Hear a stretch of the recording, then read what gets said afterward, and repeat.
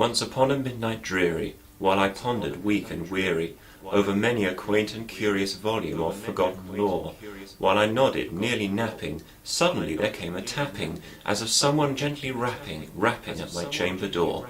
"'Tis some visitor," I muttered, tapping at my chamber door, "only this, and nothing more." Ah, distinctly I remember, it was in the bleak December, and each separate dying ember wrought its ghost upon the floor. Eagerly I wished the morrow, vainly I had sought to borrow from my books surcease of sorrow, sorrow for the lost Lenore, for the rare and radiant maiden whom the angels name Lenore, nameless here for evermore. And the silken sad uncertain rustling of each purple curtain thrilled me, filled me with fantastic terrors never felt before, so that now, to still the beating of my heart, I stood repeating, "'Tis some visitor entreating entrance at my chamber door, some late visitor entreating entrance at my chamber door. This is it, and nothing more." Presently my soul grew stronger, hesitating then no longer. "Sir," said I, "or madam, truly, your forgiveness I implore, but the fact is I was napping, and so gently you came rapping, and so faintly you came tapping at my chamber door, that I scarce was sure I heard you. Here I opened wide the door. Darkness there, and nothing more." Deep into that darkness peering, long I stood there wondering, fearing, doubting, dreaming dreams no mortals ever dared to dream before. But the silence was unbroken, and the stillness gave no token, and the only word there spoken was the whispered word, "Lenore." This I whispered, and an echo murmured back the word, "Lenore." Merely this, and nothing more.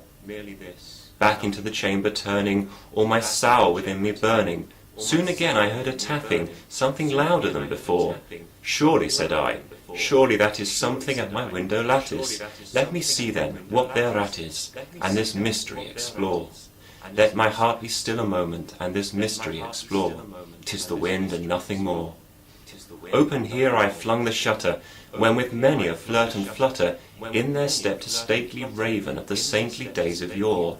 Not the least obeisance made he, not a minute stopped or stayed he, but with mien of lord or lady perched above my chamber door, perched upon a bust of Pallas just above my chamber door, perched and sat, and nothing more.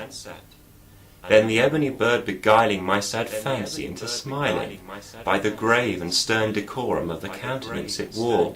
"Though thy crest be shorn and shaven, thou," I said, "art sure no craven, ghastly grim and ancient raven, wandering from the nightly shore. Tell me what thy lordly name is on the night's Plutonian shore." Quoth the raven, "Nevermore." Much I marvelled this ungainly fowl to hear discourse so plainly, though its answer little meaning, little relevancy bore. For we cannot help agreeing that no living human being ever yet was blessed with seeing bird above his chamber door, bird or beast upon the sculptured bust above his chamber door, with such name as Nevermore. But the raven, sitting lonely on that placid bust, spoke only that one word, as if its soul in that one word he did outpour.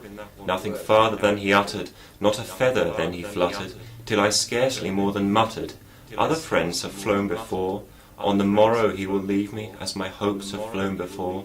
Then the bird said, "Nevermore."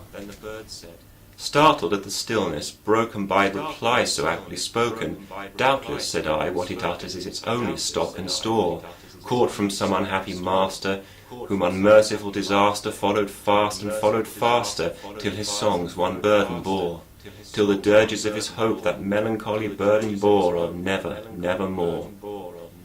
But the raven, still beguiling all my sad soul into smiling, straight I wheeled a cushioned seat in front of bird and bust and door. Then upon the velvet sinking, I betook myself to linking fancy unto fancy, thinking what this ominous bird of yore, what this grim, ungainly, ghastly, gaunt, and ominous bird of yore meant in croaking, "Nevermore." This I sat engaged in guessing, but no syllable expressing to the fowl whose fiery eyes now burned into my bosom's core.